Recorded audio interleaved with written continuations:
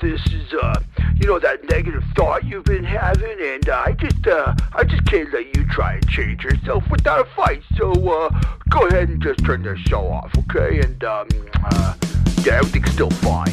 This is Blindsight with your host, Bill Lundgren.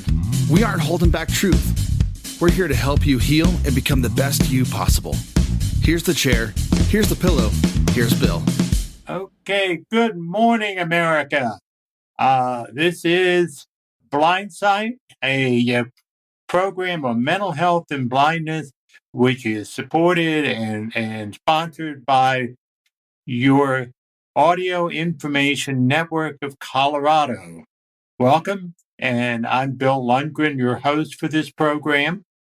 And today we're going to do something a little different in that rather than a speaker or a guest, I want to offer some ideas of situations that particularly parents and partners may get into, and talk about what kind of options may be available. I have two case studies, and what I'll say to you, to be absolutely clear, these are not specific people. These are kind of amalgams of situations that I just want to use as an example that people may find bits and pieces apply to them. But it's also a way for me to introduce the idea that I need some help from you out there in internet land, podcast land, to give me some feedback, to tell me how you like the podcast, and also what kinds of situations that you know about or want to know about that we can possibly use on the air. The crucial thing for you to understand is that all information I may get from you will be held strictly confidential. I may have to alter some information in order to provide that confidentiality, but it's very important to me that your neighbors don't know what you're asking me for everybody's protection. So I'll tell you more about that at the end of the program. But I want to go to one case that I think kind of covers a lot of areas that I want to get across to people. And this is a situation about Joe, who's a 24-year-old who had a major mishap that resulted in brain injury, and the brain injury resulted in his blindness. This is fairly recent. And in this case, the father is concerned about his son drinking. And his son has been exhibiting a fair amount of drinking and a fair amount of aberrant behavior. And so the situation would be where a parent is coming to me or to this broadcast and saying, what do I do? How do I intervene? How do I stop this? What do I do for this person? And there are a number of facets of this that I want to point out and mention to you. First off, when you're working with a 24-year-old or anyone under 26, you're working with someone whose brain has not fully developed yet.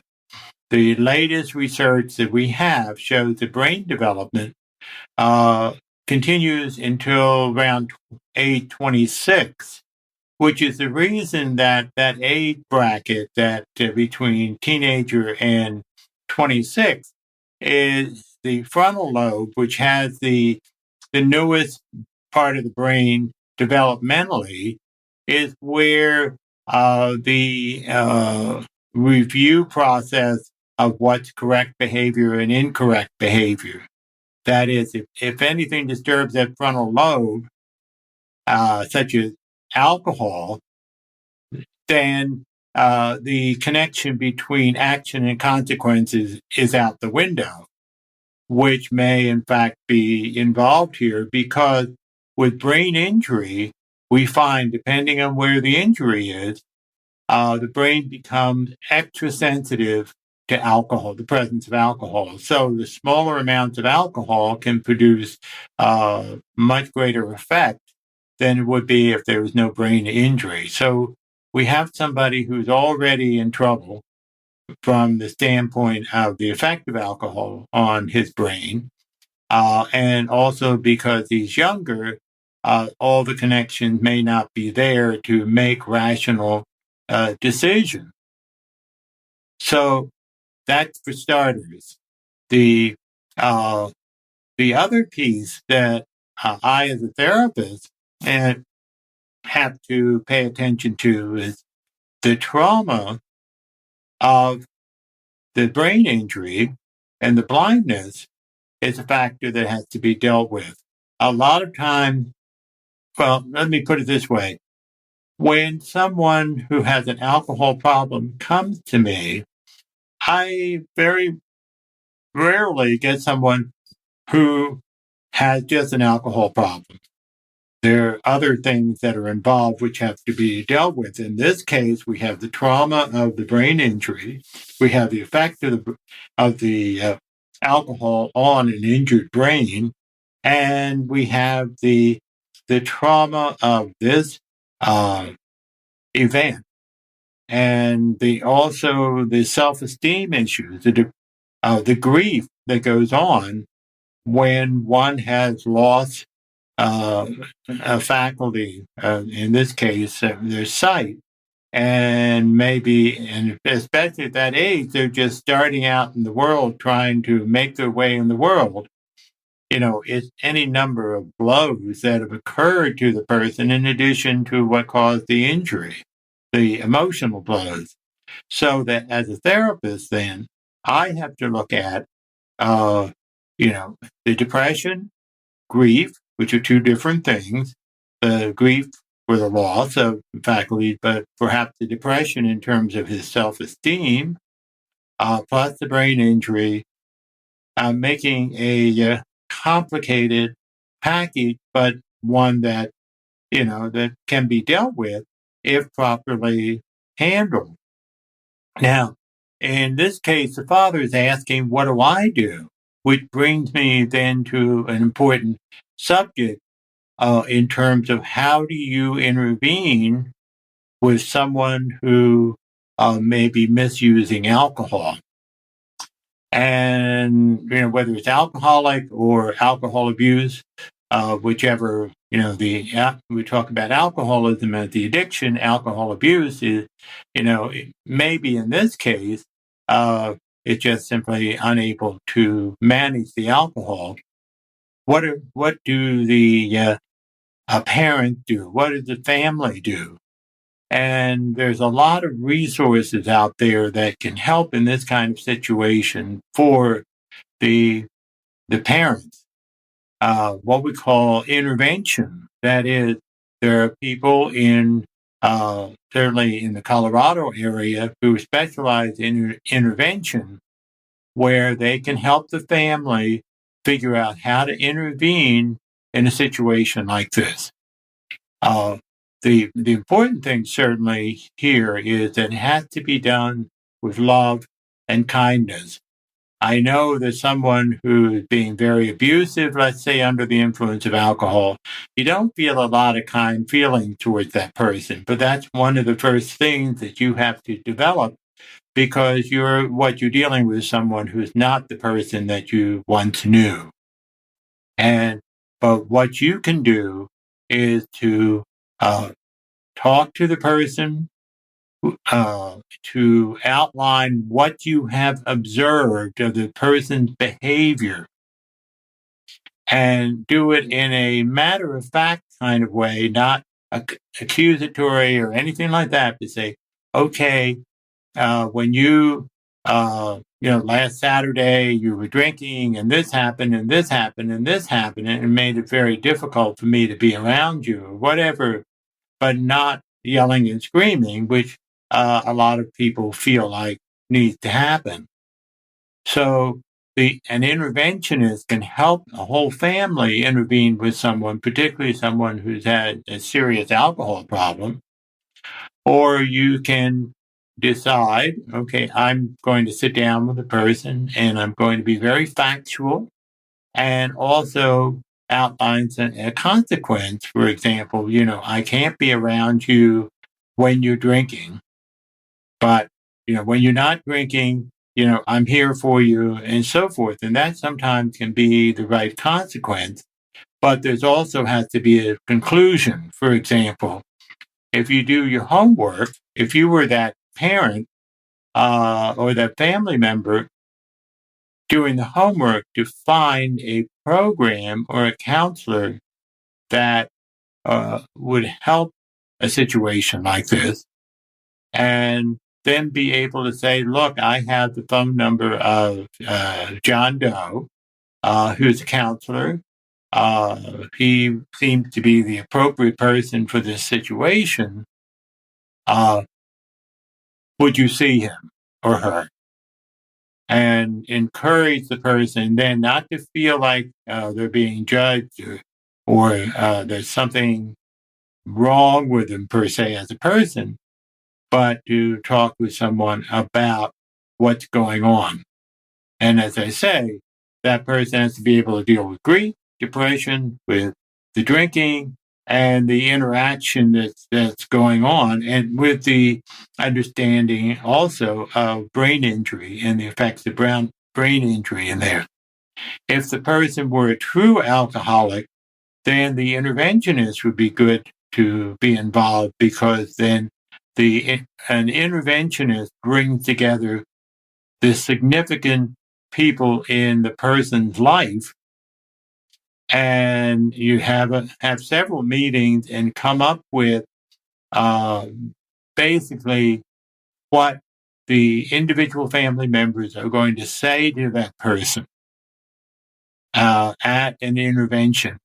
And is everybody in agreement with the outcome that everybody wants? In other words, to go into treatment or to what exactly it is, so that the family and the interventionists are meeting with that person as a unified team. And that can be a lot of work. But at the end, it does help to break down the defenses. That is the idea that they're doing just fine, which is what everyone in this situation is an alcoholic or is alcohol abusing. Really, their ability to understand what's going on is shot. And consequently, you have to break through that, help them to understand what they've been in denial about in terms of their behavior, and to agree then to go into some kind of treatment or to see a therapist in order to change their behavior. And that's in a nutshell the kind of thing that can be involved in helping someone with that kind of situation. And it's very necessary, because if the person's on that cycle and going, they're not going to stop unless they get some help in understanding what can happen if they continue the way they are.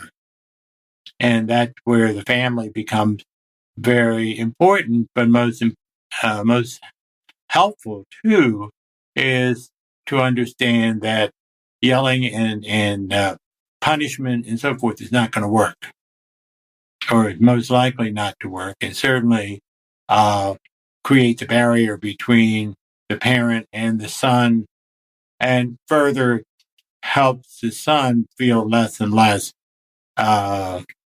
secure, or feel less validated. So what you want to do is support the person, but not support the behavior. That's the separation that that parents need to understand. And the part that I would also, with this individual, with the parent that let's say came to me, I would also encourage the parents to get some counseling for themselves, because seeing a beloved son go blind and the kind of behavior that is exhibited, that's got to be have a tremendous impact on the parent. And they need some support in dealing with the trauma of having a son or daughter, whoever it happens to be, having go through this trauma and they have no control. That's the parents need to get some help for themselves in that kind of a situation. So I hope that that explanation can give you some sense of what you may encounter or you may find other people encounter. And one of the things that the AIN of Colorado is trying to do is develop resources for families. And you can always check in with us to see who you might refer to if you were in this kind of a situation. And if you, frankly, if you see someone that you think we ought to have on our resource, let us know. The counselor, whatever. And I'll tell you a little bit more about that at the end of this program. You're listening to Blindsight with Bill Lundgren. If you enjoy what you hear, please visit aincolorado.org for more shows, news, and articles read by our amazing staff and volunteers. If you have a question for Bill or would like to recommend a guest for future shows, please visit aincolorado.org/podcast-guest. Welcome to Blindsight.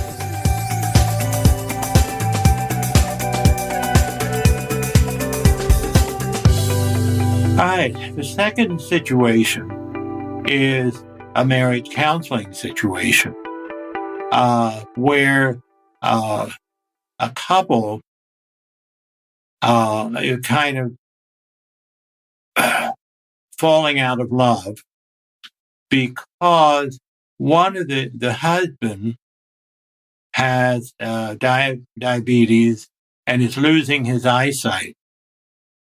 And the wife tells him, I don't know if I can stay in this marriage because nothing seems to be happening.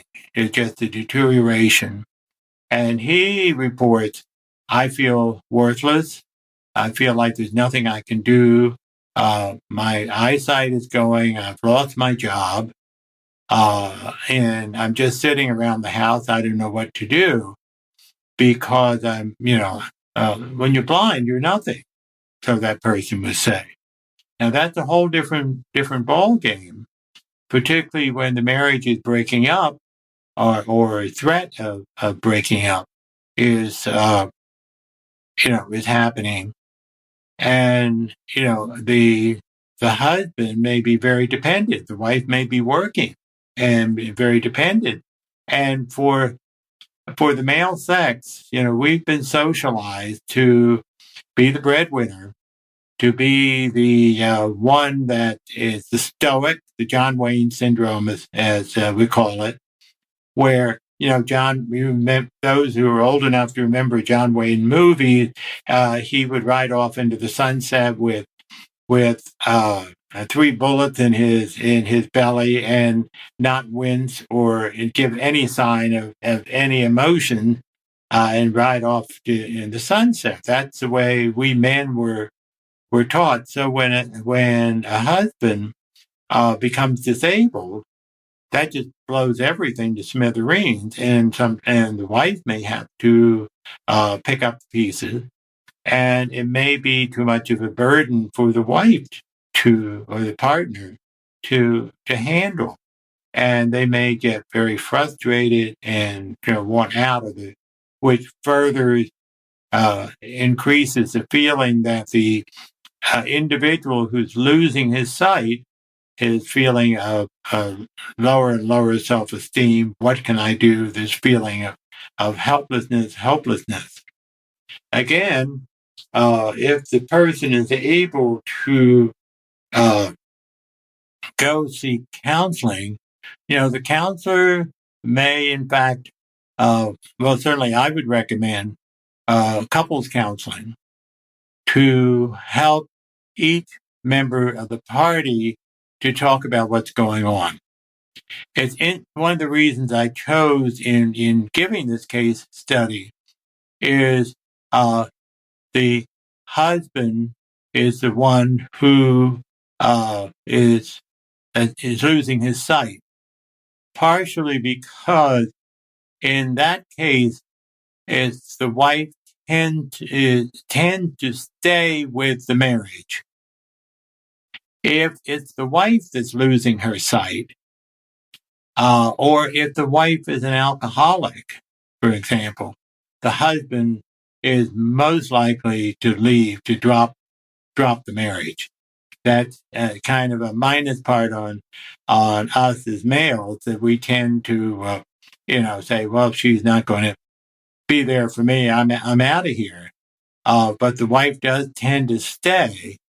And again, for the wife to make that decision can be a momentous one in which she may need to, she and they need to talk about, okay, what are we doing? How can I help my husband develop more self-esteem? What does he need to do? And the problem is, again, as many people who are blind know, unemployment amongst those who are vision impaired is very high. It's about 1/3 is the statistic that I've seen of blind people are employed. And I might add that a vast majority of those, in fact, are skilled in Braille.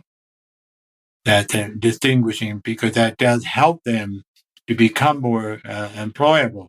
Now, I have to say, I learned Braille myself, but I don't use it at all, preferring audio to do the job for me. But, that's the statistics I have to point out. But for the husband, it becomes imperative that he is able to develop a sense of competency. And one of the ways that he can do that, one of the places that he can do that, is certainly the training centers that are throughout the country, which are designed with adult programs to teach newly blind people job skills, basic skills. That's how I came to Denver, because my vision was deteriorating as an adult, and I had a private practice and had suspended that for 10 months, came here to Denver to go through such a training program, and learned that I could function and, cook and, do the things that needed to allow myself to continue my private practice, and to feel like, okay, I can do this. And it was very a wonderful experience for me in terms of getting my self-esteem back. And so something like that can be very beneficial. The problem here can be if the wife has to, or the partner, the spouse has to be able to let go of the partner to return to independence, because sometimes in a relationship, the person who's sighted may kind of like that control that they have over the person who is who's blind or disabled in some way. And it's a very unconscious thing, but that's when they feel like they're in charge, and sometimes that can be very energizing. And they may say they don't like being in charge of the family, but I've had experiences where I've worked with couples, and in this case, alcohol had disabled the husband, the wife, after he gets sober and starts able to take control of his life and his family, she leaves and she marries another alcoholic because she likes that kind of control, all unconscious. And unfortunately, that never came up, in our sessions together. And so it was never identified. But that's something that, is a reality that people have to pay attention to and be watchful of if you're going to make a marriage work. So those are, and in that case, then we're talking about the wife may need to get therapy, couples therapy, definitely, and also most likely be helpful to at least be getting some basic training on how to survive in, a treatment center, voc rehab, to help to be able to be independent within a marriage. And that can be the healthiest thing for everybody. Again, the person who, particularly if the blindness was traumatic, but I think in terms of helping the person who is losing their sight to understand that life is not over. And I'm sure many of you who are listening to this program know that. And if you think about how did you get that message that life wasn't over because because of blindness, and that's the message we have to get out to people. So those are just a couple of instances where someone may need to, or a family or partners need to take a look at counseling as an option. And there are counselors out there.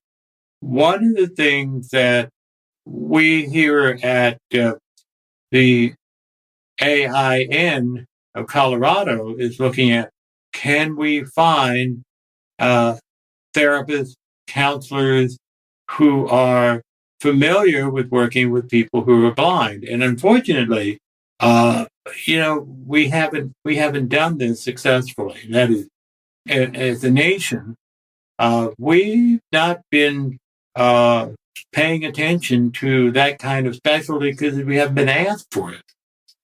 I know as a therapist who lost his sight late, and I would go to these workshops and conferences, I'd be the only blind counselor there, and I know that there are other blind people. So that's why I'm turning to you and saying, look, if you know of anyone, know any blind counselors, tell them to contact us so we may be able to use them as guest speakers if they have a specialty. We may be able to at least have a list of those people in the area who are experienced in working with blind people, because it is, this is something that you ought to be asking for if you go to see a counselor. Is there experience in working with people who are blind, not because we're some odd duck, but because they're as you know, there are certain aspects of life that is different for a blind person than for a sighted person. And it helps for a counselor to understand that, and also to understand one of the first things that counselors need to understand when they meet someone who is blind, how important is the blindness in terms of the work that we need to do. If you have somebody who's well adjusted to their blindness, then you can put that aside and work on whatever, depression or whatever. If it's someone who's newly blind, then you have to alter, your treatment somewhat to be able to deal with the, I'll call it trauma or the grief of the loss of eyesight in terms of re-entry into the sighted world. So those are just two things I wanted to share with you. But what I think I also want to keep reiterating that this program, the success of this podcast, is going to be helped a lot by you participating by sending us an email if you like the program or don't like my style or whatever, that's fine. I might be off in the corner crying hearing these criticisms, but that's not your problem. That's mine. All joking aside, if you have a criticism, we want to hear it. If you have something that you want us to focus on, love to hear it, because that'll help us to put together the kind of podcast that will be helpful to all of you who spend the time listening. And with that, I will sign off. Bill Lundgren for Blindsight, and look forward to talking with you again.